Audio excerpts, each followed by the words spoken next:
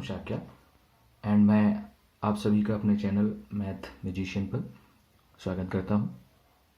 तो स्टूडेंट्स, जैसा कि हम इस सीरीज़ में जो 11th क्लास की हम लोगों ने मैथमेटिक्स की सीरीज चलाई हुई है, इसका हम पहला चैप्टर कंप्लीट कर रहे हैं जो कि सेट्स है।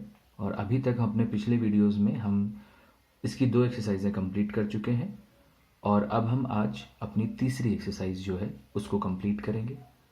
तो जैसा कि आप सभी लोग जानते हैं कि जब भी मैं कोई एक्सरसाइज स्टार्ट करता हूं तो मैं पहले उस एक्सरसाइज की जो बेसिक्स हैं उनके बारे में बात करता हूं कि क्या क्या टॉपिक्स हैं जो इस एक्सरसाइज में लागू होंगे या जो पूछे जाएंगे, उनकी डेफिनेशंस और उनके बारे में बताता हूं। तो उसी सीरीज़ में मैं इस वीडियो में भी अभी सबसे पहले मैं जो हमारी एक्सरसाइज 1.3 है उसमें जो जो बेसिक्स यूज़ होंगे या जो जो टॉपिक्स यूज़ होंगे पहले उनके बारे में पढ़ेंगे। जब उनको अच्छे से कवर कर लेंगे तब हम प्रैक्टिस के लिए एक्सरसाइज के क्वेश्चंस को अटेम्प्ट करेंगे। तो अगर मेरी वीडियो आप लोगों को पसंद आए तो इसे लाइक एंड शेयर करिए। चैनल पे जो लोग नए हैं वो चैनल को सबसे पहले सब्सक्राइब करें, फिर बेल आइकन दबाएं ताकि जब भी मैं नेक्स्ट वीडियो डालूं तो आप लोगों को उसका नोटिफिकेशन मिल जाए। तो चलिए हम सीरीज़ को आगे बढ़ाते हैं या वीडियो को आगे बढ़ाते हैं। तो आप देख रहे होंगे मैंने एनसीईआरटी बुक ओपन कर रखी है और एक हेडिंग पड़ी हुई है सबसेट्स। सबसेट्स क्या है? सेट्स तो हमने पढ़े थे, बट सबसेट्स क्या है उनके बारे में थोड़ी सी जानकारी ले लेते हैं। एक हल्का सा मैं यहाँ पर कुछ शो करने की कोशिश करूंगा या हल्का सा समझाने की कोशिश करूंगा, तो आप देखना। सपोज मैंने कोई एक सेट मान रखा है, कोई सेट है हमारे पास ए, कोई भी एक सेट जिसके अंदर हमने कोई एलिमेंट ले लिए 1 2 3 4 5 6 7 8, कुछ भी, आप कितने भी एलिमेंट ले सकते हैं। तो ये तो हो गया सेट। अब अगर हम कोई दूसरा सेट ऐसा माने, जैसे सपोज हमने बी कोई एक ऐसा सेट माना जिसके अंदर जो एलिमेंट हैं वो है 2 5 7 9, ये एक हमने सेट माना। एक और हमने सेट माना सी इज इक्वल टू, जिसके अंदर एलिमेंट है 4 6 12 16, ऐसे करके कुछ एलिमेंट है। अब यहां पर मैं कुछ समझाने की कोशिश करता हूं आप लोगों को। जैसे अगर आप बी देखेंगे, बी में जो मैंने एलिमेंट लिए हुए हैं वो हैं 2 5 7 9, 2 5 7 9, ठीक है।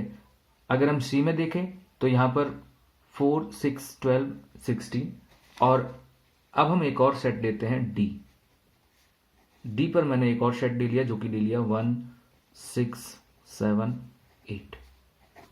ये 4 मैंने सेट आपके सामने लिख दिए।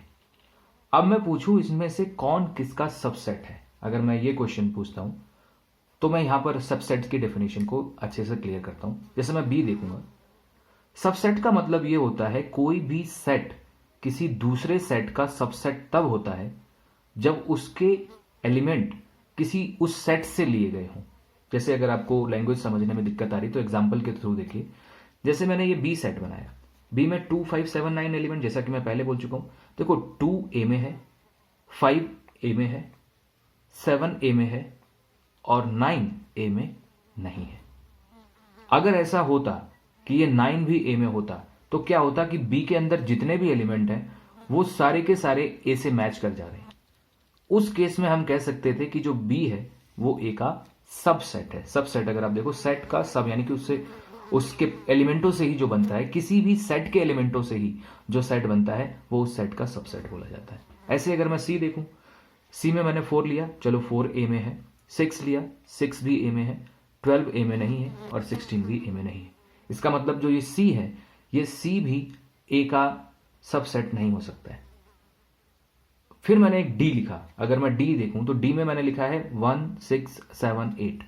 1 ए का एलिमेंट, 6 ए का एलिमेंट, 7 ए का एलिमेंट, 8 ए का एलिमेंट।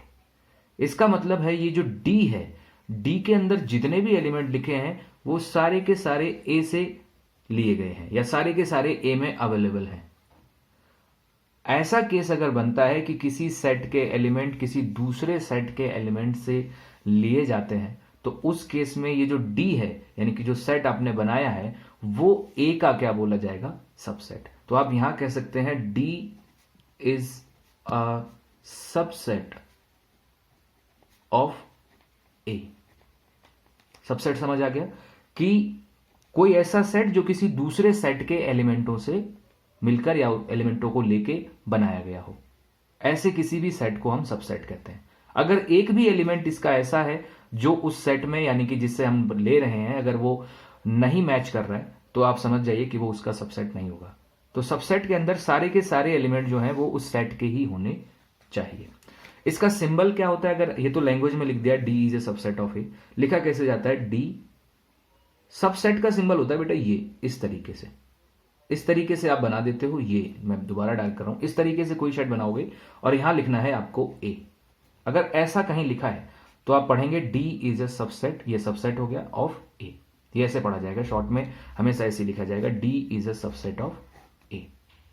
अब जैसे सी और बी थे वो दोनों के दोनों ए के सबसेट नहीं थे, तो ये कैसे लिखा जाएगा, जैसे अगर हम सी लिखें तो हम लिखेंगे सी इज नॉट, नॉट का मतलब है इसको हम बी से कट कर देंगे, नॉट अ सबसेट ऑफ ए, वो ए का सबसेट नहीं है। ऐसे ही अगर बी के लिए लिखोगे तो बी में भी यही रहेगा, बी भी ए का नहीं है तो इसलिए B is also not a subset of ए।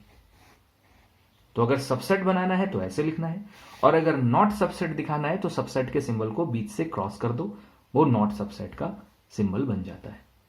ठीक है, तो यही डेफिनेशन आपको यहां पर समझाई गई है कि a set is set to be A subset B, यानी कि एक सेट ए है वो किसी दूसरे सेट बी का सबसेट बोला जाएगा if every element of A का हर एक एलिमेंट जो होना चाहिए is also an element of B, वो बी का भी एलिमेंट होना चाहिए, मतलब हर एक एलिमेंट मैच होना चाहिए।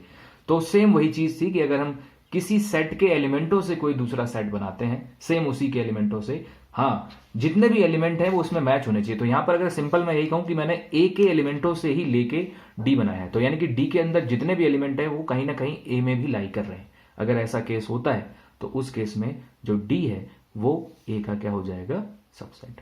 ठीक है, बहुत सिंपल कॉन्सेप्ट है। तो ये पहली डेफिनेशन आ जाती है। नोटिफिकेशन मैं आपको बता ही चुका हूं कि नोटिफिकेशन क्या होता है। अब बढ़ते हैं आगे। यहां पर दो चीजें और समझने वाली हैं, वो क्या है, यहां पर एक लाइन लिखी हुई है अगर आप अपनी एनसीईआरटी में पढ़ेंगे कि दैट, यहां पर अगर आप देखेंगे every set A is a subset of itself. अगर मैं देखूं कोई भी सेट होगा, जैसे ये ए है तो ए जो है वो अपने आप का सबसेट तो हमेशा होगा ही, क्योंकि ए खुद ए से ही जब बना है तो ऑब्वियसली कभी भी अगर पूछा जाए कि बी का ही सबसेट है या नहीं, यानी कि बी अपने आप का ही सबसेट है या नहीं, तो हर सेट अपने खुद का तो सबसेट वो होता ही है। तो ये बात याद रखिए, कोई भी सेट होगा वो अगर खुद से पूछा जाएगा कि वो खुद का सबसेट है या नहीं, तो बिल्कुल वो खुद का सबसेट तो होगा ही होगा। ऐसे ही एक और आपने सेट पढ़ा था, नल सेट या एम्प्टी सेट, जिसे हम फाई बोलते हैं। फाई जो होता है वो बिल्कुल खाली होता है, तो उसमें कोई भी एलिमेंट नहीं होता है। तो एक और पॉइंट है यहां पर कि फाई जो होता है वो हर किसी सेट का भी सबसेट हो सकता है, मतलब किसी सेट का भी वो सबसेट हो सकता है, क्योंकि उसमें कोई एलिमेंट ही नहीं होता है। तो दो चीजें याद रखिए यहां पर कि कोई सेट अपने आप का सबसेट होता है, और जो फाई है वो एवरी सेट का सबसेट होता है, हर एक सेट का, चाहे भले वो कैसा भी सेट हो, वो हर किसी का सबसेट होता है। दो चीजें आपको याद रखनी है। ठीक है, आगे बढ़ते हैं नेक्स्ट टॉपिक की तरफ कि हमारे पास नेक्स्ट टॉपिक्स क्या है। तो नेक्स्ट टॉपिक की अगर हम बात करें तो हमारे पास जो भी है वो यहां पर तो सारे के सारे एग्जांपल समझाए गए हैं। मैं केवल वो चीजें उठा रहा हूं जो हमारे काम की हैं। Intervals as a subset of R, intervals. अब आपको समझना होगा कि इंटरवल्स क्या होते हैं। जैसे आप लोगों ने ऐसे ब्रैकेट्स लगे हुए देखे होंगे, मैं कॉपी पे एक बार क्लियर और अच्छे से कर दूं कि जैसे सपोज आपने क्या देखा होगा, ऐसे लिखा है कहीं 1,5 और ये ब्रैकेट लगा है जिसे हम लोग लार्जर ब्रैकेट बोलते हैं या क्लोजर ब्रैकेट बोलते हैं। ये अगर एक बार इसी बार इसे ऐसे लिख दिया जाए, ये ब्रैकेट्स में अंतर आप लोगों ने ऐसा देखा होगा बहुत बार कि एक बार ऐसे ब्रैकेट लगाया गया, एक बार ऐसे ब्रैकेट लगाया गया।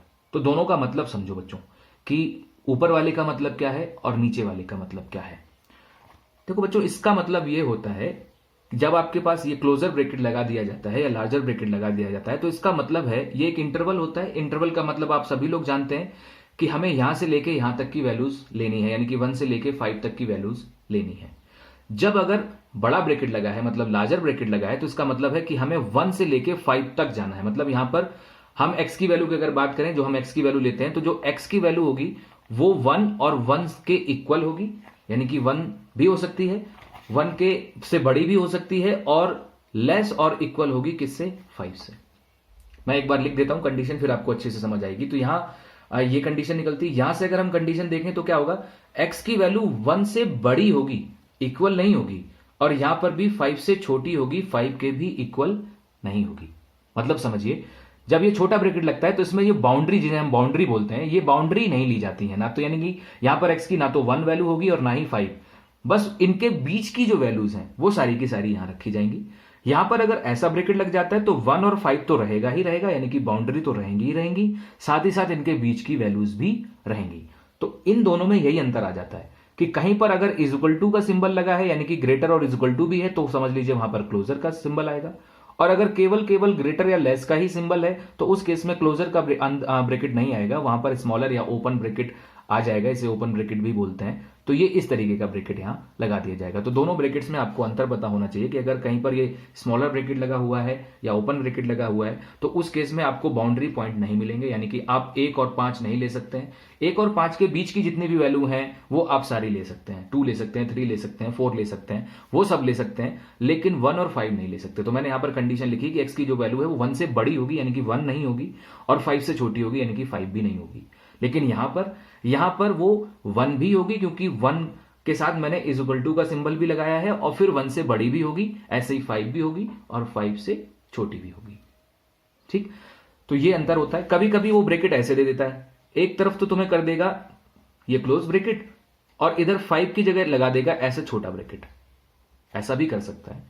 तो अगर ऐसा कर देगा तो कंडीशन क्या होगी, इधर क्लोज लगा, इसका मतलब 1 तो लेना है, तो इसका मतलब x की वैल्यू जो है वो 1 से बड़ी भी होगी और बराबर भी, यानी कि 1 तो आपको लेना है, लेकिन इधर 5 जो है उसके साथ स्मॉलर ब्रैकेट लगाए, तो इसका मतलब है 5 जो है उससे छोटी रहेगी, लेकिन 5 नहीं हो सकती है। 5 अगर नहीं हो सकती है तो इसके साथ हम इज इक्वल टू का सिंबल नहीं लगाएंगे। तो सिंपल सा कॉन्सेप्ट यही है कि जिधर क्लोजर ब्रैकेट लगा है या बड़ा ब्रैकेट लगा है उधर आप इज इक्वल टू का सिंबल लगाइए, और जिधर स्मॉलर ब्रैकेट लगा है या छोटा ब्रैकेट लगा है उधर आप इज इक्वल टू का सिंबल नहीं लगाएंगे। तो यही यहां पर अच्छे से समझाया गया है। अगर आप देखें तो वही क्लोजर था तो x के साथ वही ए, मैंने एक एग्जांपल ले लिया था 1 और 5, इन्होंने a और b रखा, तो क्लोजर है दोनों, तो देखो इज इक्वल टू का सिंबल भी लगाया हुआ है। यहां पर अगर आप देखें एक तरफ क्लोजर है एक तरफ ओपन है, तो उस केस में क्या किया गया है, जहां जिस तरफ क्लोज है उस तरफ तो आपको इज इक्वल टू दिया है, और जिस तरफ ओपन है उधर उसने इज इक्वल टू का सिंबल नहीं लगाया। ऐसे ही यहां पर चेंज करके पहले ओपन कर दिया, लास्ट में क्लोज कर दिया, तो जिधर ओपन है तो यहां ओपन है, यहां इज इक्वल टू का सिंबल नहीं है, देख लीजिए, और यहां पर क्लोज है तो यहां पर इज इक्वल टू का सिंबल है। तो सीधा सा कॉन्सेप्ट ये है कि अगर वैल्यू लेनी है तो क्लोज ब्रैकेट लगाइए, इज इक्वल टू लगाइए, और अगर वैल्यू नहीं लेनी है वो तो वहां पर ओपन ब्रैकेट लगाइए और इज इक्वल टू हटा दीजिए। ठीक है, तो ये चीजें होती हैं। अब अगर हम आगे बढ़ें तो हमारे पास नेक्स्ट एक्सरसाइज शुरू होती है। उससे पहले एक पॉइंट हमारा और रह जाता है पावर सेट का, कि पावर सेट क्या है। यूनिवर्सल सेट भी आपको नीचे दे रखा है, यूनिवर्सल सेट भी मैं आपको समझा दूंगा। पहले पावर सेट को समझते हैं कि पावर सेट क्या है। आइए देखें पावर सेट हम कैसे बना सकते हैं। मैंने कोई सेट ले लिया A, जिसके अंदर कुछ एलिमेंट ले लिए, सपोज 1 और 2। मैं कहता हूं कि इसके पावर सेट बताओ।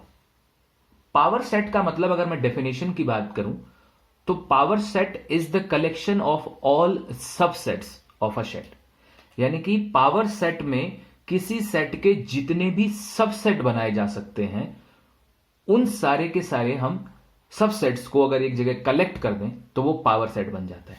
और इसे रिप्रेजेंट करते हैं, जैसे ए है तो ए का अगर पावर सेट आपको बनाना है तो आप इसे लिखेंगे PA, power set of A.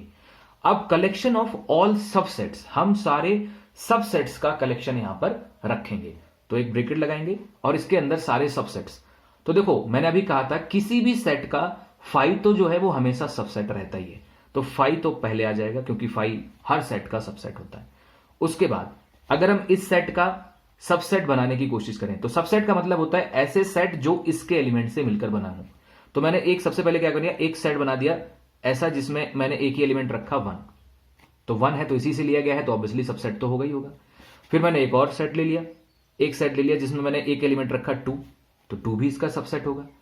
तो हमने 5 भी ले लिया, 1 भी ले लिया, 2 भी ले लिया। अब इसी को अगर हम पूरा उठा लें 1, 2, तो वो भी तो इसी से बना हुआ है। आप पूरा सेट भी ले सकते हो, जरूरी नहीं कि उसी के एलिमेंट से बनाना है। आप एग्जैक्टली वही मैंने कहा था कि हर सेट अपने आप का सबसेट होता है, मतलब हम उस पूरे सेट को भी उठा के उसका सबसेट बना सकते हैं। तो मैंने पूरा ही सेट उठा लिया, तो यहां पर सबसेट मैंने बना दिया। 2 पॉइंट मैंने बताए थे कि 5 जो होता है वो हर किसी सेट का सबसेट होता है, और जो सेट होता है वो अपने आप का तो सबसेट होता ही है।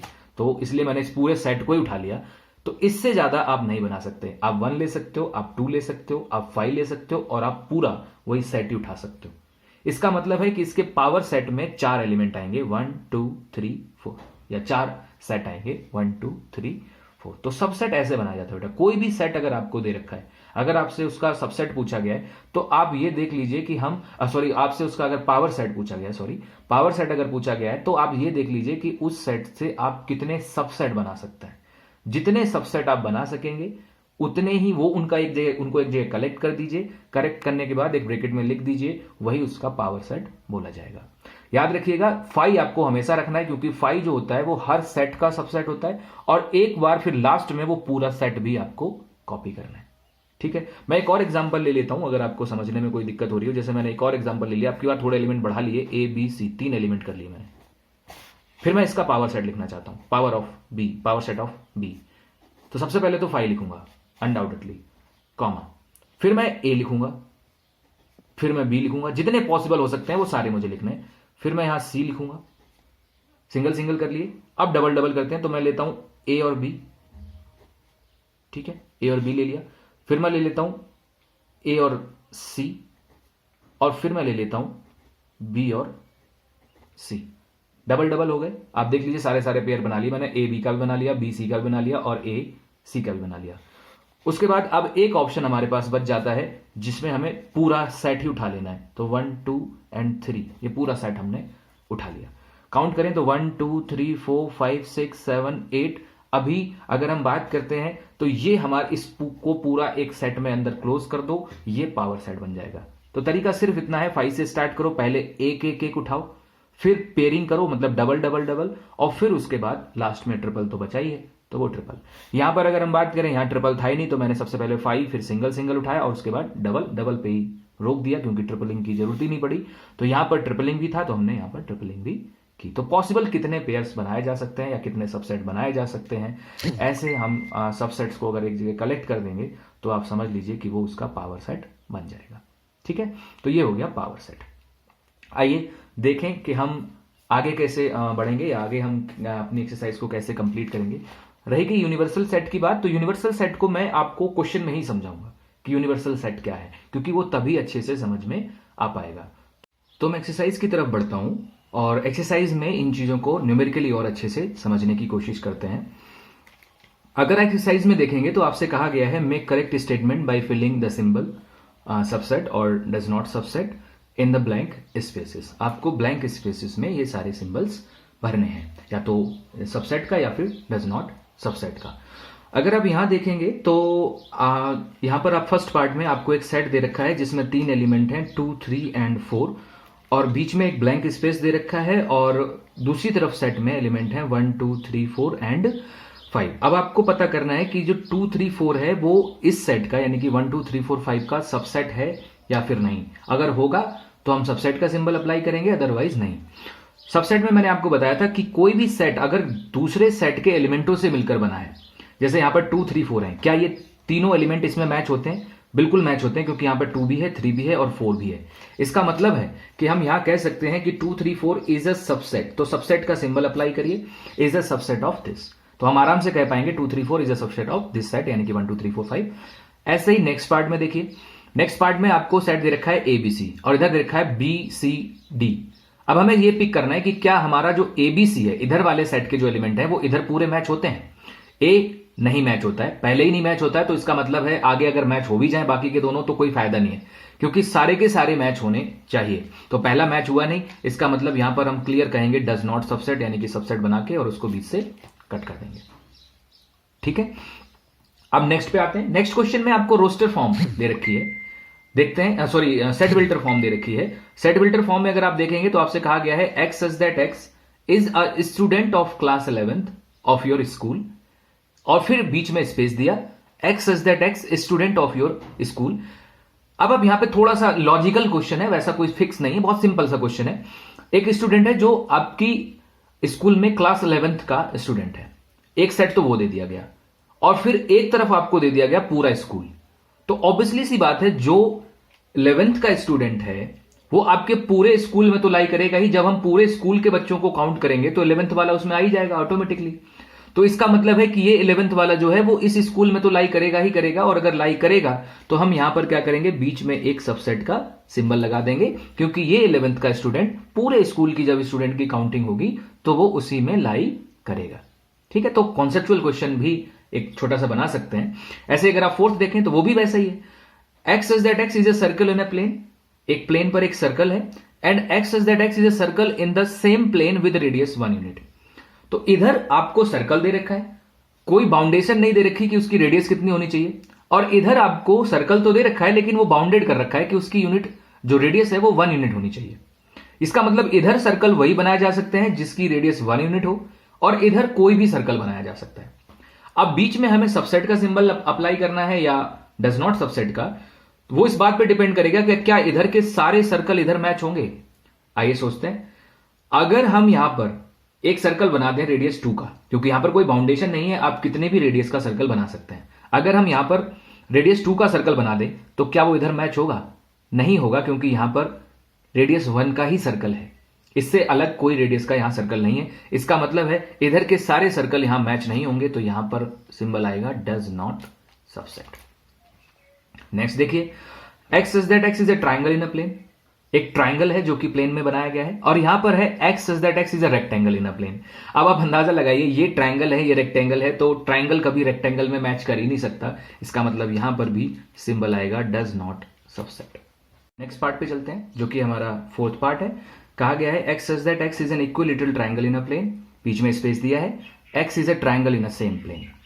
इक्विलेटरल, इक्विलेटरल आप जानते हैं कि एक ऐसा ट्राइंगल जिसकी तीनों साइडें इक्वल होनी चाहिए, और अगर यहां पर आप देखें तो कहा गया है यहां पर triangle in a same plane, यहां पर सिर्फ ट्राइंगल होना चाहिए। मतलब ट्राइंगल में अगर वो ट्राइंगल बोला गया है, इसका मतलब यहां पर हर तरीके का ट्राइंगल बनाया जा सकता है। यहां पर स्केलेन ट्राइंगल भी बनाया जा सकता है, आइसोसेलेस भी बनाया जा सकता है, और इक्विलेटरल भी बनाया जा सकता है। इसका मतलब इधर जो है वो ट्राइंगल्स हैं, मतलब सभी तरीके के ट्राइंगल्स। इधर केवल वो ट्राइंगल्स हैं जो इक्विलेटरल हैं। तो ऑब्वियसली इधर का जो इक्विलेटरल है वो इधर तो मैच हो गई, क्योंकि इक्विलेटरल ट्राइंगल भी तो एक तरीके का ट्राइंगल ही हुआ ना, और अगर ट्राइंगल हुआ तो यहां तो सारे ट्राइंगल हैं, तो ऑब्वियसली सी बात है ये इक्विलेटरल भी यहां मैच हो जाएगा। और अगर मैच हो जाएगा तो यहां पर सिंबल कौन सा आएगा? सबसेट का। सिंपल सी केस है, यहां पर ट्राइंगल वर्ड है, मतलब सारे ट्राइंगल्स यहां हैं, और यहां पर केवल इक्विलेटरल है। तो ऑब्वियसली सबसेट का कॉन्सेप्ट ही होता है कि इधर वाले सेट के सारे एलिमेंट यहां मिलने चाहिए। तो यहां पर इक्विलेटरल है तो इक्विलेटरल के सारे एलिमेंट यहां मिल जाएंगे, क्योंकि यहां ट्राइंगल है तो यहां इक्विलेटरल भी होगा, आइसोसेलेस भी होगा, स्केलेन भी होगा, सारे होंगे। यहां पर देखते हैं, x is N even natural number. Even natural number मतलब इवन भी होना चाहिए और नेचुरल भी होना चाहिए। X is N integer. Even natural number में कौन कौन से नंबर आते हैं? इवन नेचुरल नंबर की अगर हम बात करें तो इवन नेचुरल नंबर में आएगा 2 आएगा, 4 आएगा, 6 आएगा, 8 आएगा, डॉट डॉट डॉट ऐसे चलता रहेगा।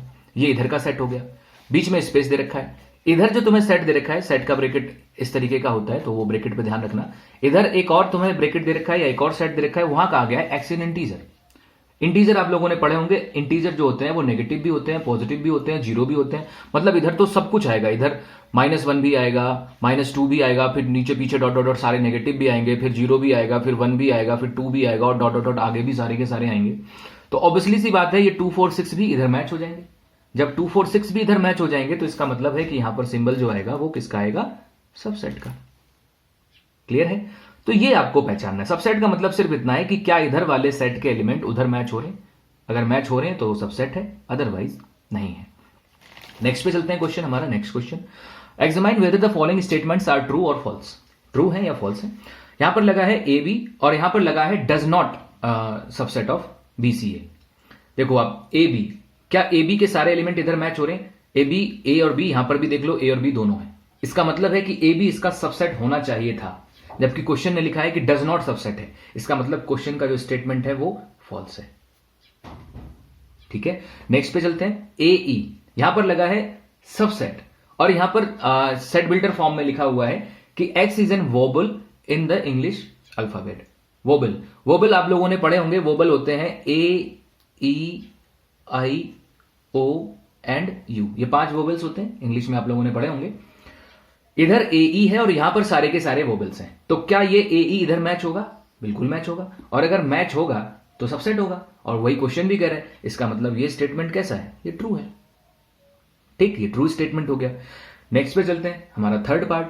थर्ड पार्ट में लिखा है 1 2 3 और यहां पे सबसेट का सिंबल लगा है और इधर लिखा है 1 3 5। इधर देखो 1 तो मैच हो रहा है, 3 भी मैच हो रहा है, लेकिन 2 मैच नहीं हो रहा। इसका मतलब ये इसका सबसेट नहीं हो सकता, और अगर सबसेट नहीं हो सकता है तो यहां पर इसने सबसेट लगाया है, इसका मतलब ये इसका स्टेटमेंट फॉल्स है। यहां पर देखें ए, अगर आप ए देखें तो A is a subset of A B सी।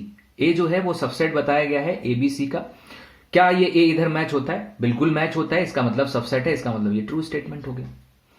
यहां पर एक और चीज ध्यान देने वाली है, उसने फिर से ए लिखा, और यहां पर ये सिंबल आप लोगों ने पढ़ा होगा पहले एक्सरसाइज में, बिलोंग्स टू का। बिलोंग्स टू और डज नॉट बिलोंग्स टू इसे हम लोग बोलते थे। तो अब बिलोंग्स टू अगर लगा दिया तो कैसे काम चलेगा? एक चीज बेटा यहां याद रखो, बिलोंग्स टू सिंबल तब लगाया जाता है जब कोई यहां पर एलिमेंट लिखा हो। अब आपको एलिमेंट और सेट में अंतर पता होना चाहिए। अगर ए लिखा है तो वो एलिमेंट है, और अगर हमने ब्रैकेट लगा के ऐसे अंदर ए लिख दिया तो वो सेट है। याद करिए पहला लेक्चर, मैंने कहा था कि सेट जो होते हैं वो इस ब्रैकेट के अंदर लिखे जाते हैं।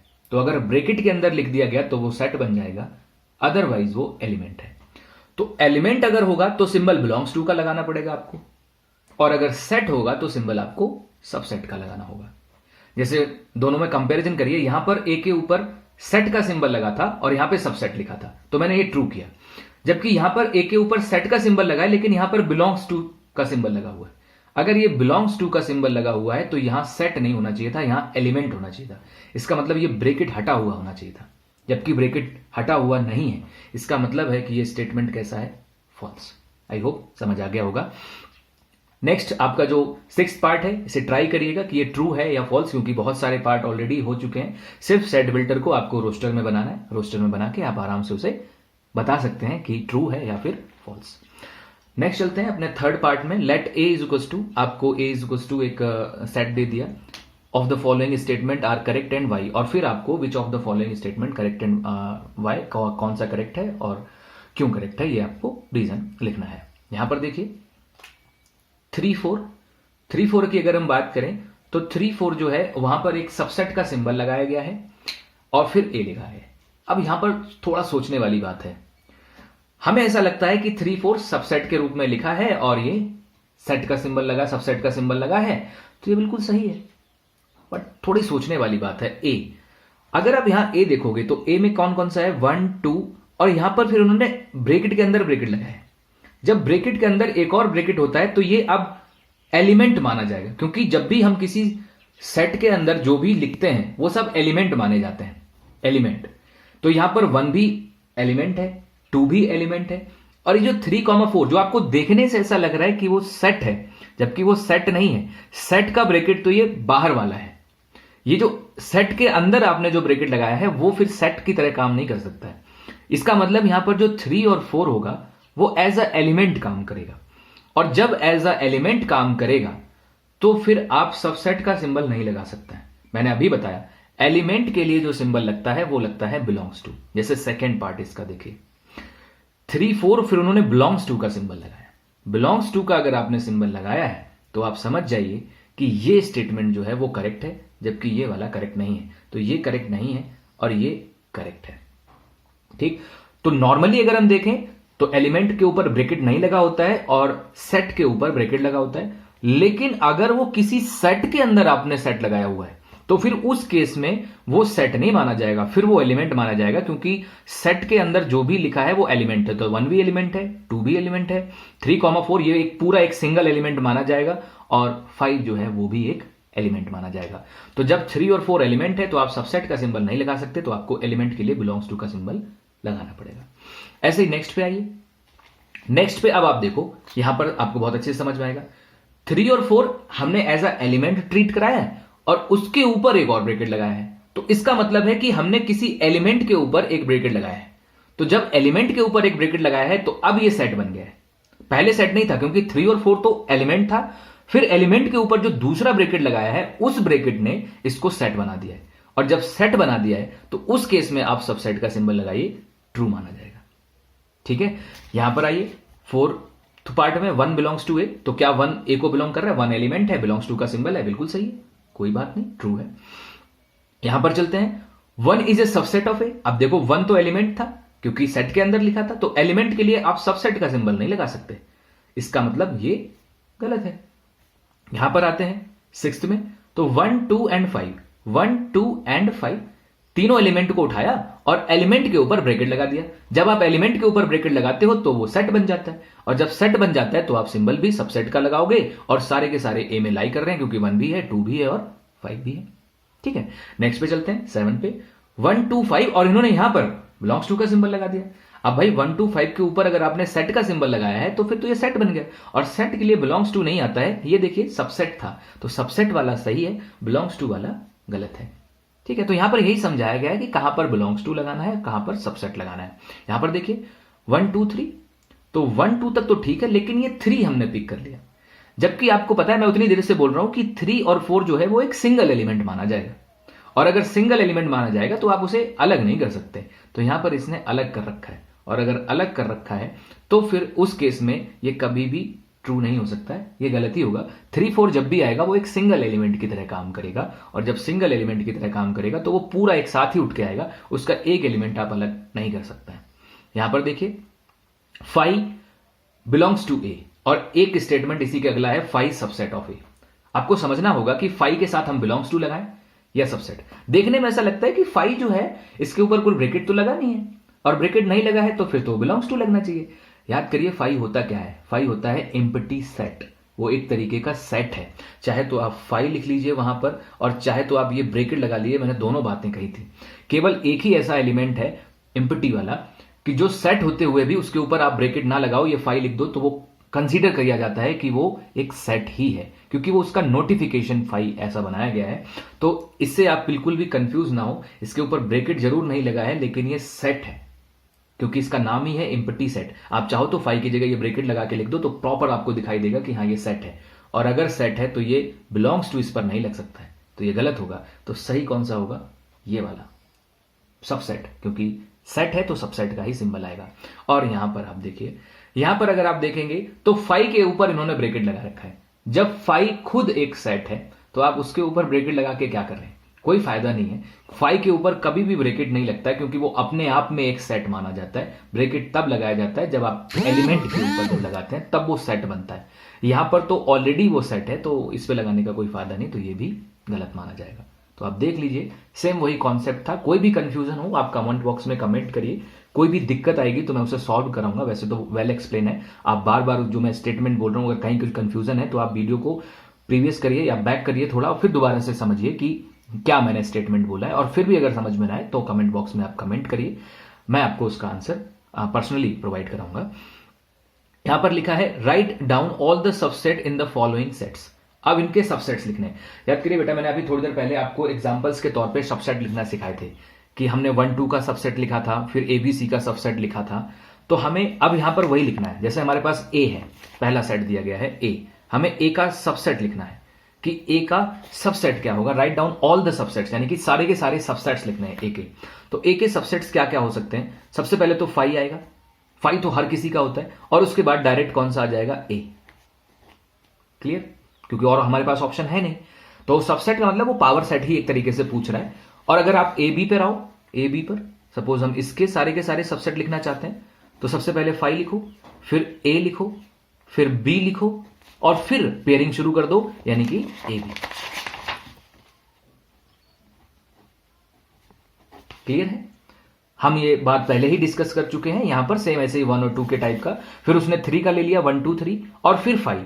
5 का केवल एक ही सबसेट होता है और वो खुद 5 होता है, इसके अलावा उसका कोई भी सबसेट नहीं होता है।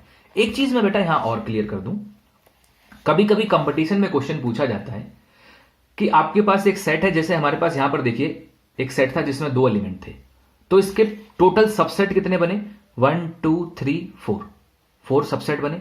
इसमें एक एलिमेंट था, तो टोटल सबसेट कितने बने, 1 एंड 2। यहां पर देखिए इसमें 3 एलिमेंट थे B में, सबसेट कितने बने, 1 2 3 4 5 6 7 और 8। तो यहां से एक फॉर्मूला बनता है कि अगर आपके पास कोई सेट है और उसमें n एलिमेंट है, ठीक है, तो उसके जो टोटल सबसेट बनेंगे, टोटल सबसेट वो बनेंगे 2 की पावर n। एक बहुत ही सिंपल फॉर्मूला। अब देखो मैं इस फॉर्मूले को यहां सबसे पहले यहां से स्टार्ट करते हैं। इस सेट में कितना एलिमेंट था, 1। सबसेट कितने बने, 2। तो देखो एलिमेंट 1 था तो n की वैल्यू 1 हो गई, यहां रखो, n की जगह 1 रखोगे तो सबसेट कितने हो जाएंगे, 2, क्योंकि 2 की पावर 1 2 ही होता है। यहां पर देखो कितने एलिमेंट थे, 2। अगर आप n की जगह 2 रखोगे तो 2 की पावर 2 कितना हो जाएगा, 4 4। तो यहां पर देखो 1 2 3 4। इसमें कितने एलिमेंट थे, 3। यहां रखो n की जगह 3, 2 की पावर 3, 2 2 जार 4 3 जार 8, काउंट कर लो, अभी हमने काउंट किए 8 है। तो ऐसे ही अगर आपको कोई भी सेट दे दिया जाए और उसमें नंबर ऑफ एलिमेंट अगर आपको पता है तो आप उसके सबसेट निकाल सकते हो कि इसके सबसेट कितने बनेंगे, काउंटिंग में कि कितने सबसेट आपको बनाने हैं। तो ऐसे ही मैं फाई के लिए बोल रहा हूं। फाई क्या होता है, फाई एक ऐसा सेट होता है जिसमें कोई भी एलिमेंट नहीं होता है। अगर कोई भी एलिमेंट नहीं होता तो वहां पर नंबर ऑफ एलिमेंट 0 हो जाएंगे, और अगर 2 की पावर 0 करोगे तो कितना आएगा, 1। तो मैं वही कह रहा था कि फाई का केवल एक ही सबसेट होता है और वो खुद फाई होता है, ठीक है। तो उस केस में एक ही बनेगा, तो वो प्रूफ भी आपके सामने है। नेक्स्ट कहा गया, how many element has P A if A is equal to 5। P A मैं बता चुका हूं, पावर सेट। पावर सेट क्या होता है, कलेक्शन ऑफ ऑल सबसेट्स। अगर ए इज इक्वल टू 5 है, यानी कि एक 5 सेट है, तो उसके पावर सेट में एक ही आएगा, जो कि मैं अभी समझा चुका हूं कि 5 का एक ही सबसेट बनता है और वो खुद 5 होता है। तो इसका मतलब है कि पावर सेट उसका जो है 5 का जो पावर सेट होता है वो भी 5 ही रहता है, क्योंकि उसके इससे ज्यादा सबसेट बन ही नहीं सकते। तो पावर सेट का मतलब ही होता है कलेक्शन ऑफ ऑल सबसेट्स, और 5 का केवल एक ही सबसेट बनता है और वो होता है खुद 5, यानी कि 5 खुद का ही सबसेट होता है। तो इसमें एक ही एलिमेंट आएगा। सिर्फ उसने पूछा था हाउ मेनी एलिमेंट, तो एलिमेंट एक ही आएगा और वो केवल और केवल 5 होगा, ठीक है। यहां पर देखिए, write the following as intervals. इनको इंटरवल्स के रूप में लिखना है। इंटरवल्स के बारे में मैं आपको बता चुका हूं कि हम लोग इंटरवल्स में कैसे लिखते हैं। यहां पर आपको एक इंटरवल दिया गया है और इसको आपको लिखना है। यहां पर आपसे कहा गया है कि x इज दैट x, और यहां पर x की जो वैल्यू है वो -4 से बड़ी है और 6 से छोटी भी है और उसके इक्वल भी है। याद करिए मेरा अभी थोड़ी देर पहले जब मैंने इंटरवल के बारे में बात की थी, तो अगर फर्स्ट पार्ट में देखो -4 के साथ इक्वल टू नहीं लगा है, और जब इक्वल टू नहीं लगाता तो उस साइड हम छोटा ब्रैकेट अप्लाई करते हैं, और जिधर इक्वल टू लगा होता है उधर हम बड़ा ब्रैकेट अप्लाई करते हैं। तो यहां 6 लिखो और बड़ा ब्रैकेट अप्लाई कर दो। तो ये एज अ इंटरवल हो गया। मैं एक और लिख के दिखाता हूं आपको। सेकंड पार्ट अगर आप देखेंगे, सेकंड पार्ट में x -12 से शुरू होता है, यहां पर इक्वल टू नहीं लगा है, यानी कि -12 से बड़ा करना है और -10 से छोटा करना है। इसका मतलब दोनों तरफ इक्वल टू नहीं लगा है, और अगर दोनों तरफ इक्वल टू नहीं लगा है तो दोनों तरफ ब्रैकेट छोटा ही लगेगा। तो -12 यहां लिख दीजिए और यहां लिख दीजिए -10। जहां पर इक्वल टू लगे वहां पर आप बड़ा ब्रैकेट लगाइए, लार्जर ब्रैकेट, जिसे क्लोजर ब्रैकेट बोलते हैं, और जहां पर आपके इक्वल टू नहीं लगे हुए हैं वहां पर आप स्मॉल ब्रैकेट से काम चलाइए। बाकी के 2 पार्ट जो हैं वो बिल्कुल वैसे ही हैं, ठीक है। नेक्स्ट पे चलते हैं। Write the following intervals as in set builder form. आपको सेट बिल्टर फॉर्म में इन्हें लिखना है। तो ये थी सेट बिल्टर फॉर्म और ये है अब इंटरवल फॉर्म। तो अब आपको इस इंटरवल से सेट बिल्टर बनाना है। पिछली बार हमने सेट बिल्टर से इंटरवल बनाए थे, इस बार हम इंटरवल से सेट बिल्टर बनाएंगे। तो आप देखिए, मैं इसे लिख के दिखाता हूं। आपका पहला पार्ट है जिसमें आपको इंटरवल दे रखा है -3 से लेके 0, यानी कि ब्रैकेट देख लीजिए, ब्रैकेट कौन सा लगा है, छोटा ब्रैकेट, स्मॉलर ब्रैकेट। इसका मतलब है कि हम इक्वल टू यहां नहीं लगा सकते, तो हम सेम इसी तरीके से लिखेंगे। एक सेट बनाएंगे, वहां पे लिखेंगे x इज दैट x, ठीक, x इज दैट x लिख दिया। x को हम बिलोंग करा देंगे, belong to the real number, यानी कि वो सारी वैल्यूज रखेगा, लेकिन एक बाउंडेशन यहां पर लगाएंगे, जैसे कि यहां बाउंडेशन लगी है कि x की वैल्यू कहां से कहां तक लेनी है। तो x की वैल्यू -3 से 0 तक, लेकिन देखिए यहां स्मॉलर लगा है, यानी कि ना तो -3 लेनी है और ना ही 0। तो आप क्या करेंगे, यहां पर लिखेंगे x की जो वैल्यू है वो -3 से बड़ी है, इक्वल टू हम नहीं लगा सकते क्योंकि हमें -3 लेना नहीं है, और छोटी है किससे, 0 से। Bracket close. क्लियर है। नेक्स्ट देखिए, एक और समझने के लिए यहां पर लगा है 6 और 12। एक और इंटरवल मैं यहां लिख के दिखाता हूं, 6 and 12, और आप देख लीजिए दोनों के ऊपर बड़ा ब्रैकेट लगाया गया है। इसका मतलब 6 भी लेना है और 12 भी लेना है। फिर से आप आ जाइए, यहां सेट बनाइए, x is that x belongs to real number, ये कॉमन रहेगा। अब आपको वही करना है, x जो है वो 6 से बड़ा भी है और बराबर भी है, क्योंकि क्लोज ब्रैकेट लगा है, और छोटा भी है और बराबर भी है, इधर भी क्लोज है, और 12 लीजिए ब्रैकेट क्लोज। सिंपल सा कॉन्सेप्ट है, बड़ा ब्रैकेट लगा तो इज इक्वल टू इंट्रोड्यूस करिए, छोटा लगा है तो इज इक्वल टू मत लगाइए, सेम वैसा ही छोड़ दीजिए। ठीक, तो बाकी के जो दो हैं आई होप वो आराम से आप लिख पाएंगे, कुछ नहीं करना। यहां पर वही इधर इज इक्वल टू नहीं लगाना है, इधर लगाना है, इधर इज इक्वल टू लगाना है, यहां नहीं लगाना है, सेम प्रोसेस। नाउ अब आता है व्हाट यूनिवर्सल सेट या sets would you propose for each of the following. मैंने कहा था बेटा आपसे कि हम यूनिवर्सल सेट के बारे में एक्सरसाइज में डिस्कस करेंगे कि यूनिवर्सल सेट क्या है। तो आइए देखें यूनिवर्सल सेट के बारे में अगर हम जानकारी लें कि यूनिवर्सल सेट क्या है तो वो समझते हैं। आपको यहां पर एक पार्ट दे रखा है और कहा गया है सेट ऑफ राइट ट्रायंगल्स। एक पार्ट दे रखा है जिसमें लिखा है set of right triangles, set of right triangles. अब आपको इसके लिए यूनिवर्सल सेट पता करना है। यूनिवर्सल सेट आपको पता होना चाहिए।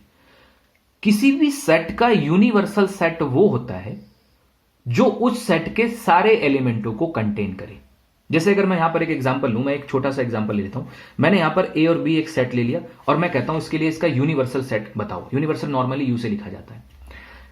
तो हमें एक ऐसा सेट लिखना पड़ेगा जिसमें ये आ जाना चाहिए, उससे ज्यादा एलिमेंट हो तो बहुत अच्छा है, और अगर ए और बी ही लिख देते हो तब भी कोई दिक्कत नहीं। तो मैंने एक और एलिमेंट लिख दिया, यहां एक और सेट लिख दिया ए बी सी। तो क्या इस यूनिवर्सल में ये ए बी है? अगर इस ए बी के सारे एलिमेंट इसमें मैच हो रहे हैं तो जो यू है वो यूनिवर्सल सेट बोला जाएगा। एक तरीके से आप समझो, यहां पर आप ए को कह सकते हो कि A is a subset of U, क्योंकि ए यू का सबसेट है। और अगर यू को कहोगे तो यू जो है वो ए का यूनिवर्सल सेट है। तो अगर ए की तरफ से पढ़ते हो, ए को पहले रखते हो तो आप कहोगे A is a subset of U, और अगर यू की तरफ से पढ़ते हो तो यू कहोगे U is a universal set of A. यानी कि कोई भी सेट जिस सेट का सबसेट होता है वो ही यूनिवर्सल सेट होता है। यानी कि अगर हमने यहां सेट ए और बी बनाया है तो एक ऐसा सेट जो ए और बी को कंटेन करे वो यूनिवर्सल सेट बोला जाता है। यहां पर समझते हैं, यहां पर आपसे कहा गया था सेट ऑफ राइट ट्रायंगल्स। एक सेट दिया है जो राइट ट्रायंगल्स का है।